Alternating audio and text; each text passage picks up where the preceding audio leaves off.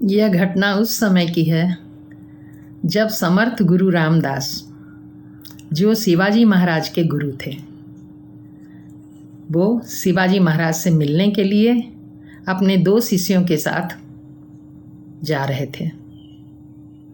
रास्ते में शिष्यों को भूख लगी। थोड़ी दूर पर ही गन्ने का खेत था। दोनों शिष्य जो है गन्ना खाने में जुट गए। थोड़ी देर में ही उस खेत का रखवाला आ गया।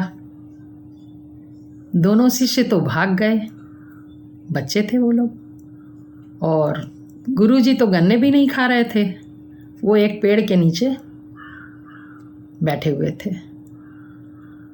तो रखवाले ने सोचा कि यही है जिसने उन दोनों लड़कों को आज्ञा दी कि गन्ने तोड़ के खा लो। उसने गुरु समर्थ रामदास को पीट दिया। थोड़ी देर में शिष्य आ गए और गुरुजी के साथ पूछताछ करने लगे।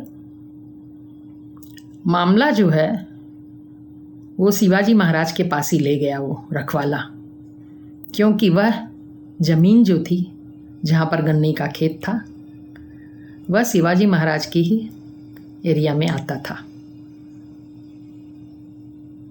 अब शिवाजी महाराज तो न्याय करने वाले हैं और उनके गुरु खड़े हैं दोषी के जगह।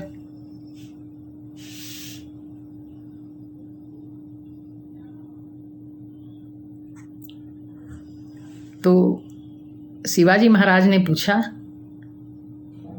कि क्या करूं गुरुजी?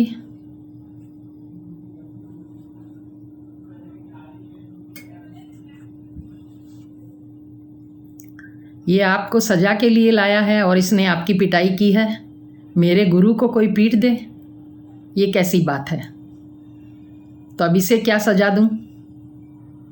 आपने दोष भी नहीं, आपका तो कोई दोष भी नहीं, आपने तो कुछ गलती की भी नहीं थी।